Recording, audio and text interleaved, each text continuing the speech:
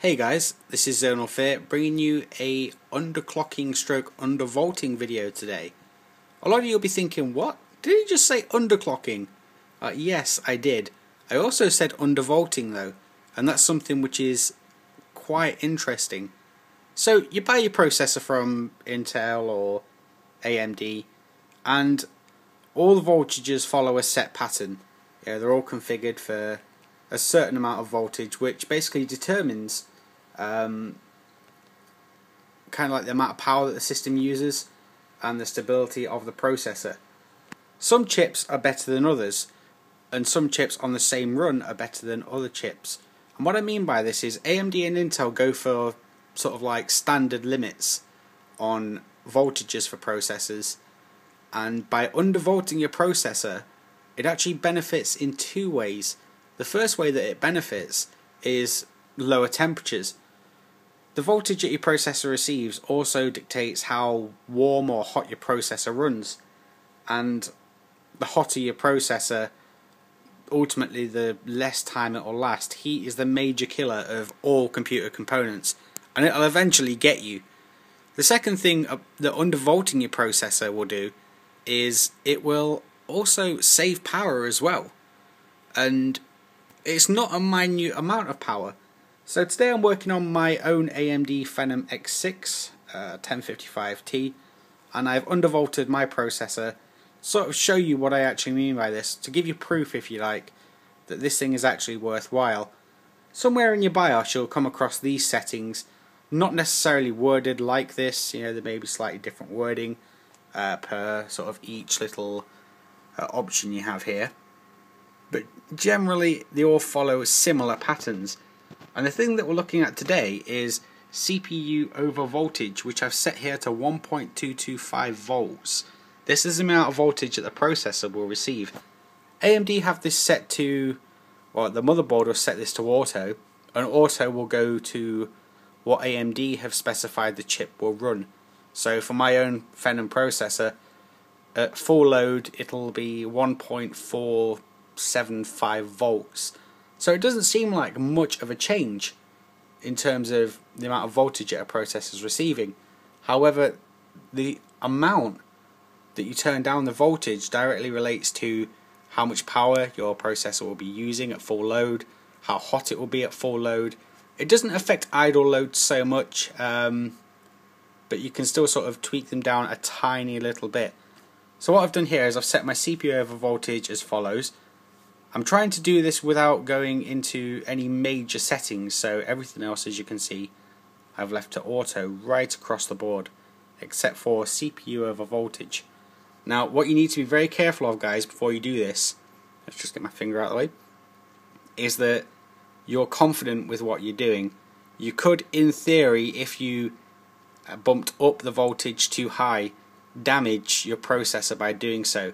So as always, try this at your own risk. The downsides to overvolting, I can't really think of any. I've tried long and hard. The worst case scenario is if you turn down the voltage that flows to your processor too much, then you'll get instability in your system. And what you do is you crank it up a tiny little bit until you find the point where your processor becomes stable. Most motherboards allow you to do it in tiny little increments. Like mine, the increment on that is 0.00625 volts. So what I did there was I changed it from auto and manually selected the increments until I got to a point where my processor was stable on this particular setting. And that's what you should be doing as well. Kind of like overclocking, but not quite. You want to get to the point where you're using the least amount of volts for full system stability. You can also go even further than this and underclock your processor, although unless you have sort of like a HTPC, I really don't see much need in actually underclocking your processor as well. What I have done here though is I've turned off AMD Turbo Core, which for my Phenom raises the processor speed up by 500 MHz when 3 cores or less are being used, because stuff like turbo core and things like that can mess with system stability when you're going into sort of like undervolting and underclocking your processor. So what I'm going to do here is I've shown you this bit and how to actually sort of, you press plus or minus to raise or reduce the increments of your processor. And I'm going to go into some normal video now rather than my rather crappy iPhone camera. Okay, so back to some normal video now. I've done all my undervolting settings for my processor, and the next thing that you should be looking at is system stability. Too few volts to your processor and your system will crash and it will be unstable. You can't actually damage, as far as I'm aware, your processor by undervolting it. All that will happen is you'll get blue screens and everything else like that, telling you that your system is not stable. However, once you reach a point where your system boots up, it loads into Windows and everything else like that, what you then need to be doing is using a program like Prime95, the same thing that you use for overclocking to test stability, and use it for stability testing on your undervolted processor. The idea of undervolting is that you use as few volts as you possibly can, and even a sort of like 15 to 20% decrease in the amount of volts that your processor uses saves a lot of power, and more importantly also reduces temperatures as well. So you use Prime95 to test your system stability. What I also like to do is I like to load up a game like Bad Company 2 or something else like that and record at the same time as well, as kind of like general usage if Prime95 passes. As you can see here on the top right hand side of my screen, you can see my processor usage, which is almost at 100%. So everything is being used on my processor, which is really good. Bad Company 2 is one of the few games that I know that really adopts well to multiple cores and really stresses out processors. So after Prime95, give a game like Bad Company 2 a test as well, record it and everything else like that. If Prime95 and all your other sort of normal desktop usage passes, then your processor is stable. Also take a look at the sort of middle to bottom right hand side as well. What you'll be able to see there is CPU vCore, which the standard set of voltages for the Phenom is 1.22 on idle and 1.475 thereabouts. So that's the sort of range that the processor will work at according to AMD.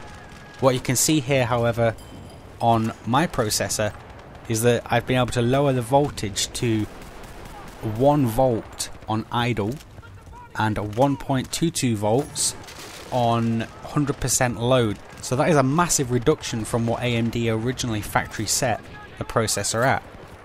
This affects temperatures as well as the amount of power that your system uses, and as you can see from here, the temperature reaches a maximum of 36 degrees at 100% load, which you can see in my CPU usage bar at the top, which is really cool for a processor.